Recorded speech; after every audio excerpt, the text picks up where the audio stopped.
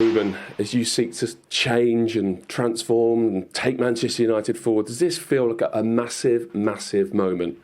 I think for everyone, it's just 3 points. We have a lot to do, but it was massive for our fans. But I see the same game until the 85 minute. So maybe our conversation would be so much different without two goals, but the performance would be the same. So let's focus. I think they did a very good job, and they were in the game during 90 minutes, and that is really important. Then you don't control the result, but I think we deserved this win. It was a good day for us. Could you see it coming at all? No, you can feel it that we were near to score. We improve our speed when we make our runs, and we had some opportunities with that. We controlled very well Haaland and the other guys in the offense of City, and then in the end we believe it. And when we score the first one, you feel it. You feel it in the team. They wanted more, and then congratulations to the lads. When you're starting a new project and you need people to believe in it and come with you, surely a win like that, because you just said it's just 3 points, but a win like that helps people to believe, it helps the players to follow, surely. Of course, it's really important, but when this game finished, I remember 1 week ago in the Storm, we were 3-1 down with Nottingham at home. And that feeling, I always keep that feeling for these days, to not carry away. It's 3 points. We need it a lot. We need it a lot. This team needed a lot, but we did a great job. So it was, like I said, a good game for us. You're quite business-like. Are you already? And I think I saw you the first one down the tunnel. Is your head already full of details, things that weren't right, onto the next match almost immediately? It's more the problem with Mason Mount and Noose. It's you think right away. You go in the tunnel and you think right away, because we have a lot of games, and you know that you need to continue to win, because this will change if we don't win the next game. So, yeah, you can say that. Yeah, I mean that looked really sad with Mason Mount, and he's a good guy. I think that's sort of widely felt in the football world. It feels like he'll be a really good fit with your style as well. How bad is the injury? Yeah, it's really fit our style. He'll continue to fit because he's a very good player, and also outside the pitch. He's the kind of character that I want in this team, and we want as a club. In this team, he has a movement that was not like something that he make a sprint. He makes a movement, stretch his leg, and they felt something. So it was bad luck. It was nothing with the problems with the body of Mason Mount. It was a bad movement, and then we are going to recover, and because we need it. Yeah, and in terms of players who look a really good fit for you and your style, Ahmad, your match winner today.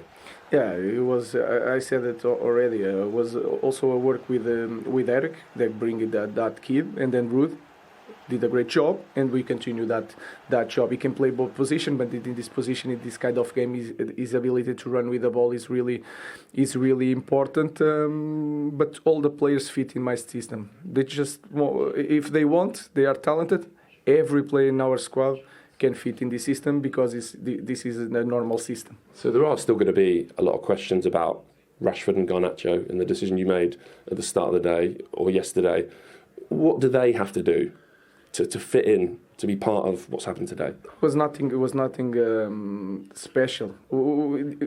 Finish one game, start a new week, new life. So if they train well, they will compete for a place in the team. If they are better than the other guys in all the situations inside and outside the pitch, they will playing because they are really talented, and we need a lot of Garna and Rush. Yeah, but I guess when you say if they train well, if I'm honest, it makes me think they haven't been training well. No, it's the same for everybody. What I'm saying is, in this next week, if they train well like the others, because I don't know the future. So if they train well, like it's the same for every player, they will play.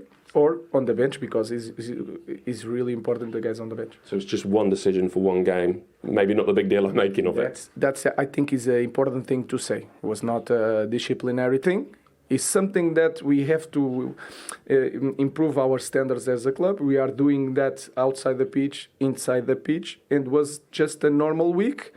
and they will get used to do this, and that thing will improve the quality of the squad. Thank you. Well done. Well done. Thank you very much. Really interesting, particularly towards the end there with Ruben Amorim's comments, which we will get to. Gary Neville has joined us in the studio. Before we get into the details, though, Gary, thoughts on the game, on the victory, on the importance of the victory? You pick and choose when you want to come into the studio. I have been here enough times, by the way, where you've been that little smirk on your face. No, I mean, everyone was shell-shocked at the end. I said a line that United didn't play particularly well in the game. I thought the centre-half did an half-decent job, but City were trying to crawl over the line with the way in which the game was finishing. But Ahmad has gripped the game by the scruff of the neck. Not giving in, closing down that pass from Núñez, and then obviously making the run at the end. That bit of quality is the one shining light. I think along with Mazraoui, both of those played with a real fearlessness and a real sort of spirit that I would expect. And you get out in life what you put in, and he's been the star player and he's been rewarded tonight, that young kid. And for Ruben Amorim, it's a huge victory. I mean, particularly off the back of making those two big decisions of leaving Garnacho and Rashford at home. To see, the kid that obviously is replacing them, they would have started definitely in front of Ahmad in the last 2 years. So, no, it's a big day for Ruben Amorim. It should give the players also a lot of confidence. Yeah, again, we will come to that in just a second. But for Amorim and the results that he's had so far, he's only a month in, so there aren't going to be wholesale changes for Manchester United. But when you look at the games, when you look at the performances, how would you assess that when you factor in a derby win at the Etihad? It obviously looks a lot better now after today, but that if that game was 5 minutes on and they lose the game, it would have been 3 Premier League defeats on the bounce, and the team they played on Thursday night were bang average. So, it's that fine line still. I don't think he'll get carried away tonight. In fact, he's not. We've just heard from him. I think he's quite businesslike. But there's getting carried away, and then there's just enjoying the moment, isn't there? Enjoying the moment and understanding that sometimes you just need something to happen in football to give you a spark that can make the dressing room believe in you, make the dressing room have faith in you. And I think, like you said, I'm going to come back to those two being left at home. There will have been the rest of the dressing room will have been thinking, hang on a minute, you've left Garnacho and Rashford at home, 2 of our best players. That's a big call. But when you go and win, you ain't half empowered as a manager, and he will feel so empowered tonight. Go on then. What do you think about his reasons for doing that and what it says about their future? I don't know about their long-term future, but what it's really clear is he's mentioned engaging with teammates. He's mentioned standards. So he's given us clues, emphatic clues as to what's happened in the last few days, that they've been, moping and not doing their bit around the training ground, engaging with their teammates properly, and standards in training. And he's thought, no, I'm not having it. I'm not accepting it. And good on him, because for far too long we've seen players mope around that pitch and still continue to get a game. And, he's on the bench today. No, it's got to be non-negotiable. If you don't give your all in your job, you're gone. You're out. That's it. That's not just actually as a football player. That's a plumber, electrician, anybody in life. If you don't give your very best and you don't, look like you're enthused every single day. And we've said for years, we've been sat in this studio for years as Manchester United ex-players saying, just give your absolute all, and the players not running back. We've seen Rashford and Garnacho for years stand up on that left and right wing, not chase back when fullbacks have gone past them, and keep their place in the team. No more. You must feel sorry for them, though, a little bit. Maybe for Rashford, homegrown player. I want Marcus Rashford and Garnacho to come back stronger, take the message that they've been given this morning by going training at the training ground on a Sunday when no one else is there. I want them to take this in the right spirit and become the very best players for Manchester United. But what's really clear, I don't care who you are, whether you're Andrei Kanchelskis, Ryan Giggs, David Beckham, Nani, whoever you are as a wide player at Manchester United, you've got to run that way as fast as you can, you've got to run back that way as fast as you can. And then the rest of it, to be fair, they've got the talent and they've got the ability. But if they don't do that, there's no place for you in the club, there's no place for you in the team. But do you think Rashford was a little... No, I just feel like every time we're talking about Man United and Rashford is a little bit of a scapegoat at times. Don't hone in on Rashford. Don't hone in on Rashford. Don't try and move the... I'm not because... Don't try and move it. Garnacho and Rashford have sulked for the last few weeks. Yes, but hold on. But Garnacho's not gone to the same level as Rashford before. Rashford scored 30 goals 2 seasons ago. So I'm talking about a player who can do it at the top level when he's playing well. I'm not saying that you're wrong. I'm just saying it seems sometimes at Man United... It's always Rashford's fault. Do we know United's running stats? I bet United would be one of the lowest teams. They are. Yeah. They're one of the lowest teams in the league. Micah, to be honest with you, I hear this. You're focusing on Marcus Rashford. I prefer to look at both of them. But if we want to talk about Marcus Rashford, he's on, I think, the highest wage in the club apart from Casemiro. To be fair, Casemiro just got a wonderful contract. He's on 350 grand a week, reportedly. Right? He's a star player who has scored 30 goals. With that comes the scrutiny and expectation of being one of the best players. Whether you were Cristiano Ronaldo at Manchester United, whether you were Roy Keane, whether you were Wayne Rooney, whether you were David Beckham, whether you were the star player of any era, Eric Cantona, you had to be demanded of you than Gary Neville at right back. Let's be clear. If I don't play well, not many people are going to talk about it. If Roy Keane does something bad, or if David Beckham does something bad, or if Marcus Rashford does something bad, that is where they're the big players. They get the most money for a reason. So if he's not working back, if he's not playing well, if he's not looking like he's enjoying himself, right, he then something has to happen. This is very good for Marcus Rashford today. I see this as a real positive. I think Ruben Amorim has said tonight, next week we start with a clean slate. Training starts again. I hope Marcus Rashford is playing on Thursday night against Tottenham. I really do. And I hope he goes and scores 2 or 3 goals and he fights for every single pass and every single ball. But he's not been doing that. Yeah, I'm not saying he's. I'm just giving an alternate view. What's the alternate view? The alternate view is from sometimes outside of Man United. Whenever there's problems, Rashford gets the blame. Right, Micah. That's my... I'm not saying with the new manager. Micah. Obviously, he's got his reasons why he's left him out. Him and Garnacho. I'm just talking historically with Man United.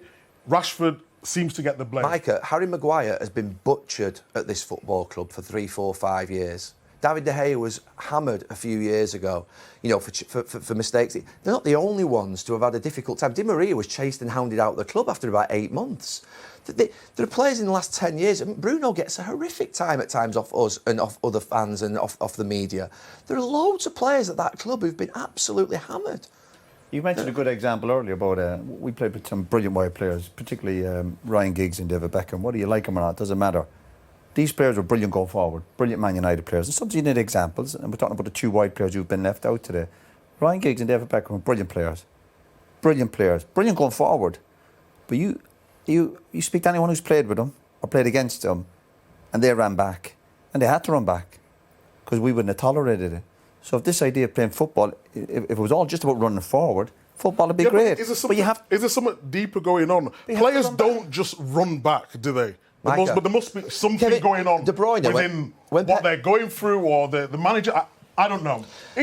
Rashford just doesn't run back for no reason, does he? Right, let's look at Bernardo Silva, let's look at Phil Foden, let's look at David Silva, let's look at Kevin De Bruyne, let's look at the players who've played for your team over the last 7 or 8 years, who are the most beautiful players, some of the most beautiful players we've ever seen in this league. They work like dogs. They work like League 2 midfield players. What's the difference? They've had a constant manager who set the standards and they all buy into it. Well, at times, Man United don't know where they are. They've chopped and changed it. They've relied on Rashford. When his form's good, he's a hero. And then sometimes when it's not going so well, he gets a lot of the... You need a coach and manager to get you to run. No, you shouldn't do, but I'm just giving an alternate view. Micah, what about Ahmad then? So Ahmad today, right, Manchester United have been the most woeful. This is the worst Manchester United team that have ever started a Premier League season. But that kid is 22 years of age, right? There's ownership issues, there's sporting directors leaving, they're losing more goals from corners, they're shipping everything badly, and that kid runs around that pitch like it hurts. So tell me why he can. It's different though for Rashford. He's got the world on his shoulders. It's pressure. You know what it's like coming into a team as a kid. When you come in, you run around. For me, it looks like Rashford just got the world on his shoulder. It seems to me like there's a bigger problem than just football. Micah, I played with David Beckham, with Wayne Rooney, with Roy Keane. You keep talking about the current Man United. The pressure that Marcus Rashford is under is nothing like the pressure that David Beckham or Roy Keane but look at your squad. The names you've just reeled off, all serial winners. This Man United team are not all serial winners. We weren't winners at the start, Micah. You had to earn the right to win football. Exactly what I'm saying, but I'm saying that you put Rashford in you lot's era.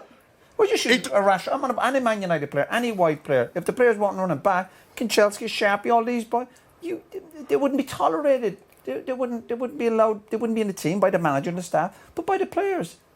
It wouldn't have been acceptable. But it seems to be whatever goes on at the training ground, the culture, far too long. Whatever Rashford and Garnacho, whatever bits they weren't doing, they seem to have been That's okay. We'll tolerate it. This new manager I'm agreeing with it. I understand the managers come in, let's transfer not seeing what he's liked, and made a decision. I think that's fine, but I'm just saying, historically... Let's transfer it away from what we think. Okay. Why is Ruben Amorim, a 39-year-old young coach from Sporting Lisbon, come in, work with two players who are extremely talented for 2 weeks and thought, I don't even want you in my matchday squad? Tell me why has he done that? Because when he was at Sporting and his way of playing with a new system, they want their front three to work as hard as possible. Rashford, unfortunately, we don't know if he's a number 9, if he's going to play a 10, is he going to play a wing back? And I'm not defending Rashford. I'm just saying that the reason the manager even said it was tactically a couple of things that he didn't like, maybe attitude. We don't know that. I'm not going to say. Mike, we've got a big smile on your face. How are you feeling after that? Very good,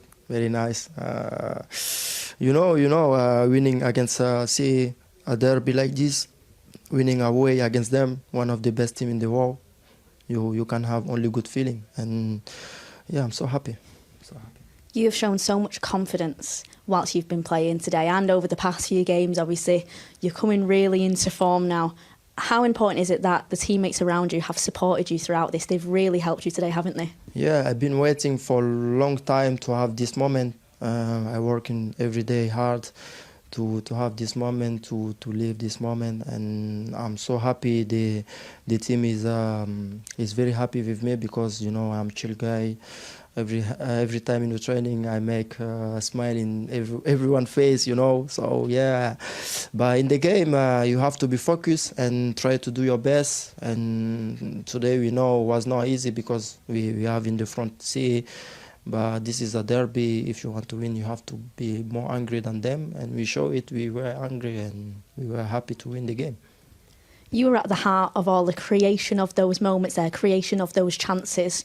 How much are you enjoying this? Because not only obviously the game today and that incredible goal, but it's more in a sense that you are really enjoying every single second. And do you think that's key to your development so far this season? Yeah. I am following the manager system. Is demand a lot of pressing, and when I have to press, I go 100%, and I don't care who is there, who is not there. I go 100%, and this system demand a lot of pressing. And I was happy to win the first penalty, and I tried to shoot, but I was maybe a little bit smart to say maybe the defender was coming, and he touched my legs, penalty. And the second one, we know Richa is a good player to give you this ball. And I did at the beginning. I didn't believe in the ball because it was going too quick. But I touched the ball and I scored. I was happy, so happy to score against C, and so happy to win this game. I want to enjoy this moment today, and let's focus for the next game.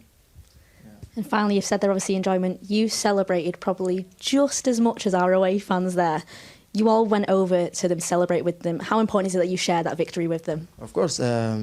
I prefer to celebrate this one on Old Trafford with a lot of fans. But I just celebrate, like when I score every time. This is not as disrespectful on CA fans, but I just wanted to celebrate my goal. And I'm a chill guy. I just want to celebrate, Well, thank you very much. Well, and go and celebrate your first Manchester derby victory as Manchester United head coach. How are you feeling? I feel so happy for the fans. We had a difficult moment against Nottingham. I felt in the stadium they were so disappointed because they want to believe in this new idea, and it was a really tough moment. But today is a happy moment. I'm really happy for them and also for the players. And you can feel it, the difference today. They believe that they could win this game, and we did it. This was a tricky performance as well. You really had to dig in for it. How do you assess the performance today? Let's assess the performance, because we had two late goals that changed the way they see the team. But I saw since the first minute one team that believed that could win, really focus on the strategy, and we did a good job. I think the lads, the mentality of the guys made the difference. You have always focused on the desire, the character, the intensity behind it, of that belief at every single moment. Is this performance today the epitome of never giving up? For me, it's really clear. It remembers me a little bit the Fergie time, and I think the way they believe it is I'm really happy for my players.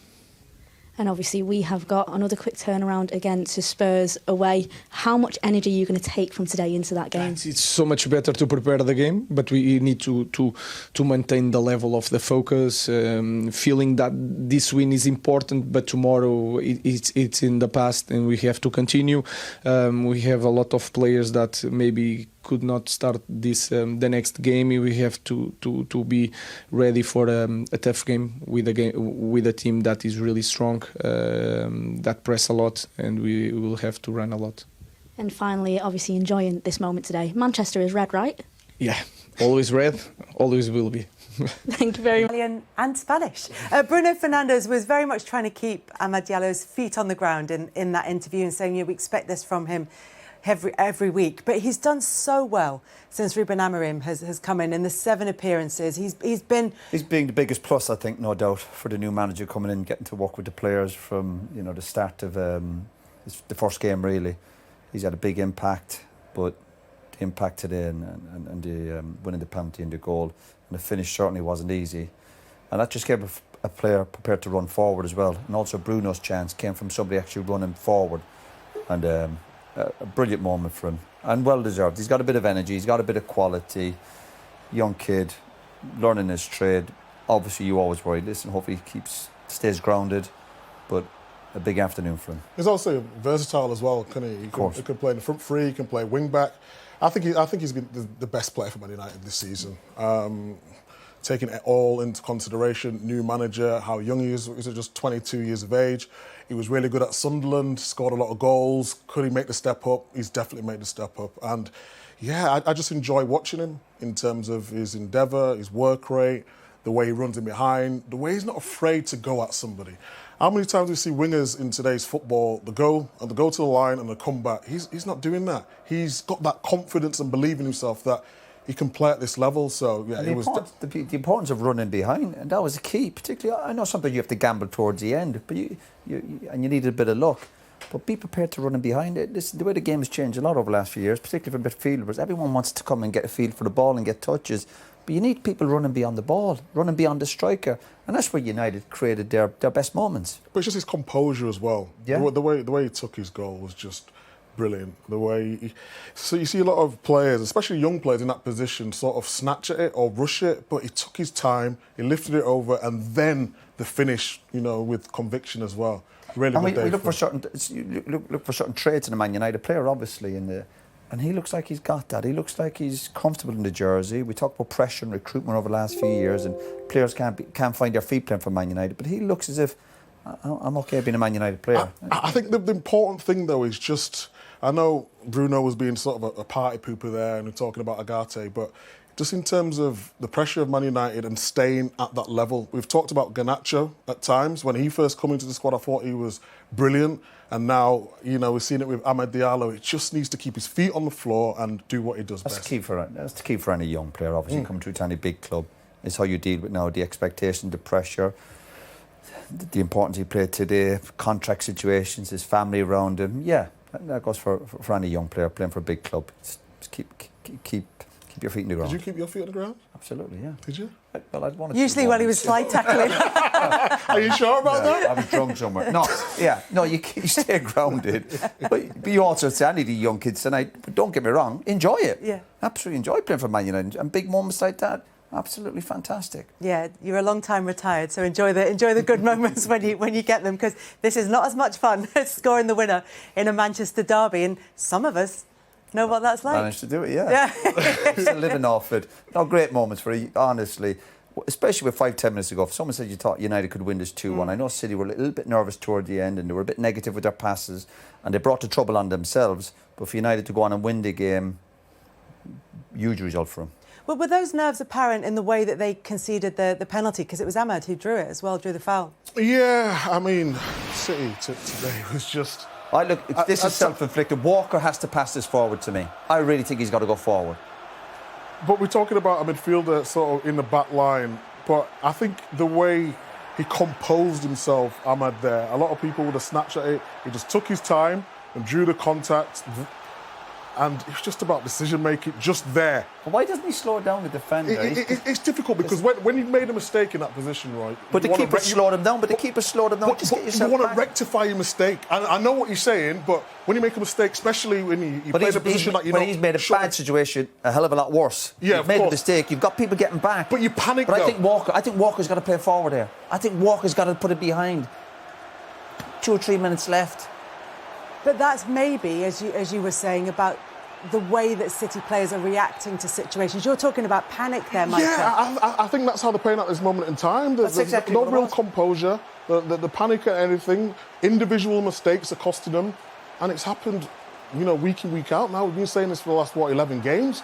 We've got the win against Notts Forest, but it's just decision-making at the moment. Self-inflicted, all of it. And then there was never a doubt he was going to score. But he took it well. Brilliant, yeah. I never in doubt he was going to score. Because there was a lot of pressure on this penalty. And, Fernandes, I don't think it was his best game today, but in a high-pressure moment, he took it well. Yeah. Particularly having missed a big chance just before that, which he alluded to in the interview. And then, OK, Diallo had won the penalty, but then he gets the winning goal. But look at the run here. Running inside, he knows he's playing against Mateus Nunes. Guardiola was sort of going and playing midfield and trying to stop the 2 number 10s, and then it's just a brilliant finish. I mean, everything about it. Look at his movement. The timing, the pass. It's simple. It has to be perfect. And then this is the key bit, the touch there, and then the finish.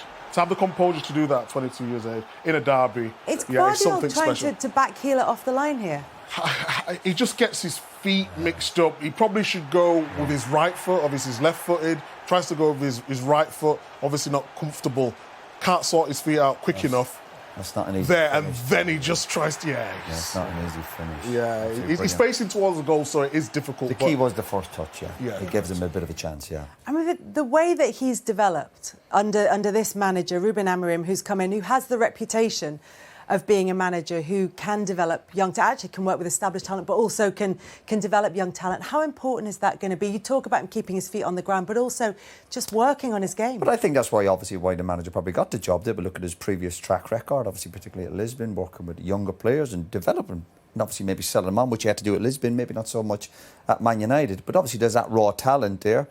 He's been out in the Championship again. He's prepared to learn and go out and try new experiences. But then to come back and do it week in, week out for Man United, that's the big challenge for any player, to be consistent. Now, the beauty is United have had a really good day today. The fans are enjoying it. But they've got to turn up on Thursday night at Spurs now as well. That's the other challenge for a player. Yeah, enjoy it, but you've got to try and kick on now. I said before the game, this was a great game for Man United. There was really no expectation on him to get a result here today. So that might just be the spark they need for the manager, the staff. They needed a big moment. He's only been in the door a few weeks, but that just gives everyone a lift. We've seen the players' reaction at the end, and these are experienced players, and they're kissing the badge, and that's great. But when you come in tomorrow and you say, look, lads, we've got a big cup game on Thursday. Let's kick on now and use that. And what they have to get into their season is some momentum. They've not had it. It's been stop-start, hit and miss. Some really poor performances, given daft goals away, but they created a spark themselves. A bit of self-destruction from Man City. You need a helping hand along the way, but now use it and bring it to Spurs on Thursday night. Turn up at Spurs and put in a spirited performance. They'll have to show better quality than what they did today, but they showed a way to they found a way to win today. Key. Is that the key, just do it rather than moments in the game? Yeah, of course, but maybe not ready for that. But if they get enough moments and defend a bit better, then they'll have a chance of winning the odd game. Talking of defending better, they had to win from behind today because of Josko Gvardiol's opening goal. Just from a City perspective, first of all, Micah. Yeah, I just think, it's well worked in terms of the short corner. Get a bit lucky with the deflection, but Guardiola's in there. But then Roy wanted to mention defending of Man United. Again? No, and the stats aren't great for United, giving up chances again. Maybe not. I just talk about players putting their bodies on the line, wanting to head the ball here. So they do have the bodies in there. What about the movement? They've got a couple of players. I sometimes don't understand at this level. Players not reading the flight of the ball. How many times does a player get caught underneath? You've got to try and adapt. You've got to read the flight of the ball. Now, there was a slight deflection. But it didn't seem to bother the Man City player, did it? When you look at the number of goals conceded from corners, Manchester United aren't quite top in terms of the actual numbers, but in terms of percentage of goals conceded, 42% of their goals have been from corners. You pointed out individual errors there, Roy. So is there anything there they can work on? Well, there is. Well, they'll have to work on it. If this guy is as good as coach as he's made out, then that's an area he has to work on. And certainly it's an area where you think you can improve on. But it's not improved the last few weeks, so that's something they'll have to get in the training pitch. He's had a busy schedule, so he's going into games every 2 or 3 days, and he probably does need time on the training pitch. But I go back to your personalities on the pitch and your players and your big players. There still has to be that attitude. Whatever happens when the ball comes into the box, and you've got to multitask in the box. It can't be, well, I've got my man and someone's scoring in there. No, you've got to do multitask. You know, if the ball comes in, I still have him, but I can go ahead it. There's not enough people, I think, who want to go and head the ball for Man United. And we see Diallo misses it there, and he's got his arms up in the air. And I've seen him do that a few times. Actually, just go in the header. Go in the header. And if they're, you know, people say, well, Arsenal a few weeks ago at set pieces, and Arsenal are really aggressive. Well, let me tell you, you be aggressive. You be aggressive. You try and hold people off, and you're going to attack the ball. It's only one ball. Just go and win it. Micah? Yeah, I think you can improve on set pieces. I mean, what has conceded 8 from corners and 4 since Amorim's come in. It's just one of those things where you can't let the confidence go once you're conceding from corners. I think winning here today will give him a lift, but that is something that you can work on. You can all work on it. But to go to Forest, it was a Forest last week. People getting free headers in the 6-yard box. You know, if people take a short corner and there's a bit of movement to do something, all right. But these are just this is one ball straight into the box. De Bruyne's ball today, obviously, is a short one. It got a slight deflection, but it still has to be that attitude about players. We go back to it. There's certain players who have that desire and determination to go and head it, and others are, I hope it hits me. I hope I get my head to it. Instead of believing and going, when that ball comes into my area, I'm going to win it. Just timing, though, isn't it? A bit of timing on the training pitch sorts that out. And timing of the ball, just reading. As I said, some players don't seem to read the flight of the ball. They seem to be underneath it, or they can't get. Yeah, but don't forget United have changed their back three as it were many times. I think we talked about Palace earlier with that cohesion and that chemistry. That will come, and if they want to be a proper team in this league, then they have to sort that out. Yeah, for Manchester United, a significant win, a huge win for them against Manchester City, but still room for improvement. For Manchester City, it's yet another difficult interview for a City player after a game. This time it's Bernardo Silva talking to Patrick Davison. Bernardo, understandably, you all looked so shocked at the end. Is it a job understanding almost what's just happened? No, we totally deserved what happened, because doesn't mean at this level, if it's a game or two, you can say that you're being lucky or unlucky. If it's 10 games, it's not about that.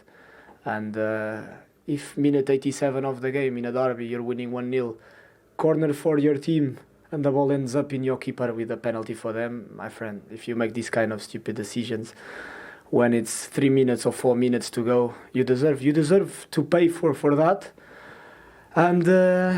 And yeah, that's of course, if you look at the game, there was only one team that could win that game, but at the end we lost, and it's not one game. It's a lot of games lately, and yeah, we have to look at ourselves. It's not about we're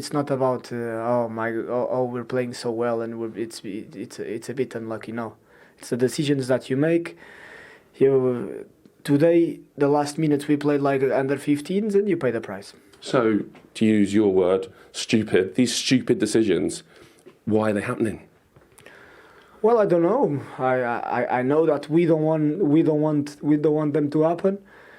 But as I said, it's a bit frustrating, because if you look at the game, and until minute 86, there was only one team that could win this football game.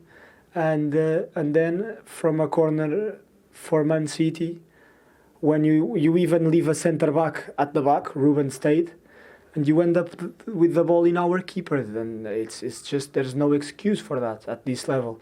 So as I said, we deserved what happened. So right now, do people go into that dressing room, put an arm, for example, around Matheus Nunes, or are your standards higher than that? It sounds like there might have actually been a few harsh words in there. It's not about one player or two. When it happens in 10 games, it's about us collectively. But obviously, each one of it individually look at ourselves and see what we can do better. But of course, there needs to be communication at that minute, at that level of the game. There needs to be communication for us to play short or to try and keep the ball in the corner or something. But or at least if the ball ends up to one of our midfielders, you just put the ball again in one of the corners to try and put them under pressure and not put yourself under pressure. So, as I said, it's not just that pass from Mateus to the keeper. It's everything from the corner for us, how the ball ends up in Ruben, then Kyle, then Mateus, then everyone under pressure that you have to play to the keeper, and this just cannot happen.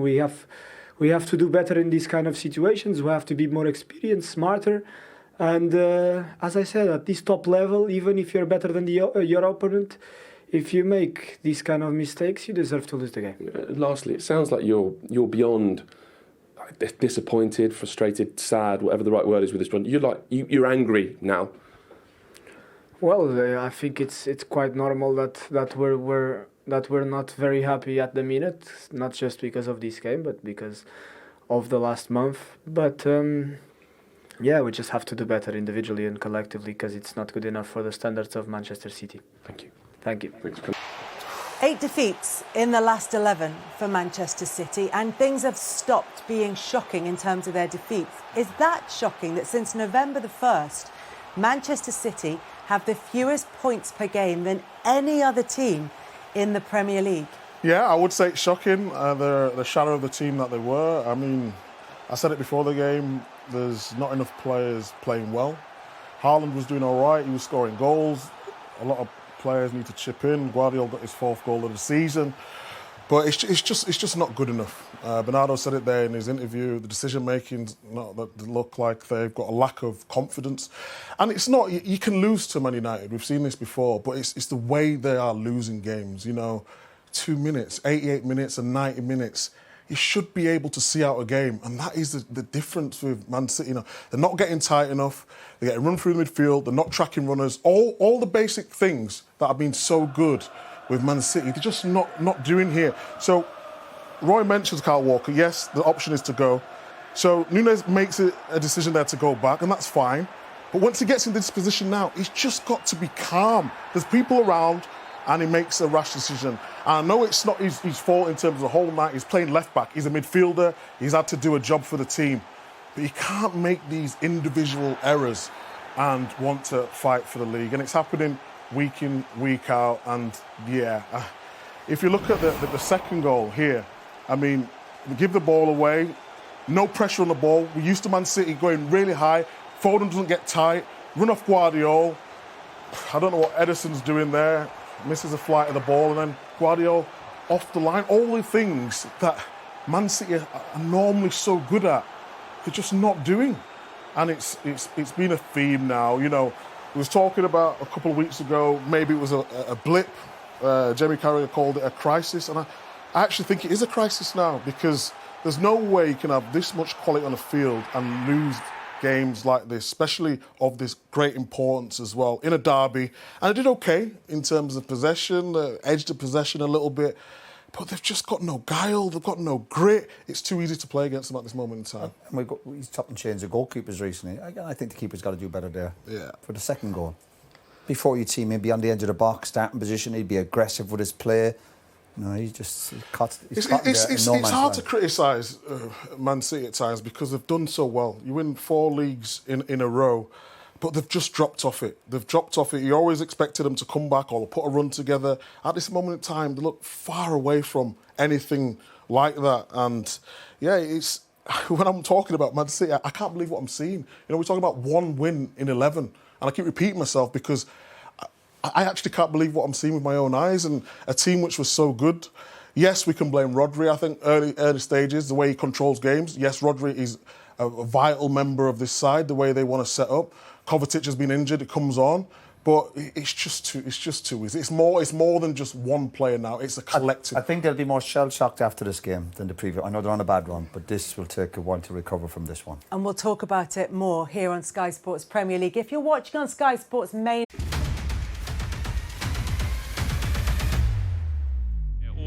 Martí, que si no está es por motivos de fuerza mayor, así que todo el ánimo para él, un abrazo grande y veremos si su Rayo le puede dar hoy una alegría. En troncos de Sergio García junto a Verdú cuando ya se cogen esas cartas secretas. A turno de Aitor Vives, encara Aitor, arriba.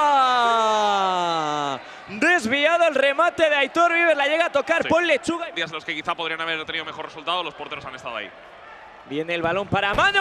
Precisamente un portero es quien le da el primer gol a Troncos. ¡Gol!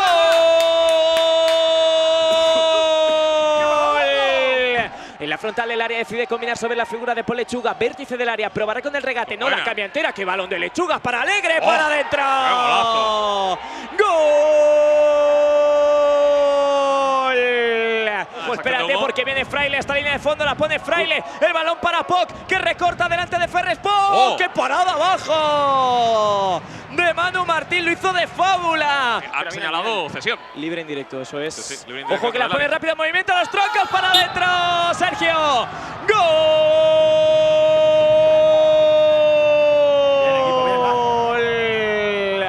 Vamos al penalti, presidente. Lo tirará en paralelo a la portería Perchita. Perchita ante Lechuga. Le pega Perchita. ¡Lo parado! Con suspense, con incertidumbre, pero acabó sacando finalmente. Pues venga, todo tuyo. Ahí está, algo bajito, capo. Verdú. Contacto con la pelota en el carril central, abre precisamente para Vives. El centro acaba siendo portería porque evitaron que el pase de la muerte pudiese llegar. Pero si eres de Barcelona y quieres vivir la emoción de la última jornada en el Cupra Arena de tanto la Kings League Infojobs como de la Queens League, puedes entrar también en el centro y el remate. Ahora te lo cuento porque es un golazo. ¡Gol! De Frankie Purtí. Frankie Purtí, irá Frankie para darle la vuelta al Rayo. Frankie lo ha parado. Lo ha parado Manu Martín. En la porfía con Ian, en todo caso no se aplica nada y viene el ataque ahora de los Troncos. ¡Lechuga! Roman Alegre está bien, gol doble. Gol doble para Rayo. Sí. El capitán de los Troncos combina con Vives. Lechuga. Era muy difícil porque le botó justo en el momento. Un penalti shootout. Tanto sonoras como lumínicas del Cupra Arena. Sorroche para el tercero. Lechuga. Decide combinar sobre Paul Román. Aparece Román Alegre que filtra el envío. El remate para adentro. ¡Gol de oro! ¡Cántalo! ¡Gol!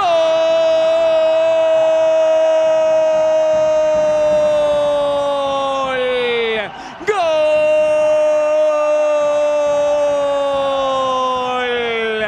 Del Rayo de Barcelona. Llegar y besar el santo Joel Paredes. Frankie Purtí, Prime MVP, por fin ha llegado esa victoria tan esperada para el Rayo. Sí, ha costado mucho.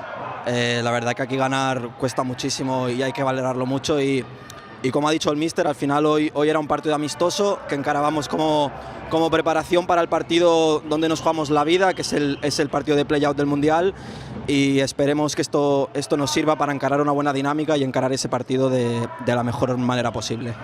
Hoy no ha podido estar el Presi, no sé si nos estará viendo desde casa y no sé si le quieres decir algo. Yo creo que sí nos estará viendo. Le mando un fuerte abrazo. Esta semana ha sido una semana difícil para él y espero que le anime, tanto la victoria del femenino como la nuestra este fin de semana. Espero que le anime y que le ayude a pasar la semana de la mejor manera posible y decirle que le queremos mucho y que vamos a dar la vida para que el Rayo esté en el Mundial. Ojalá que así sea. Enhorabuena. Gracias.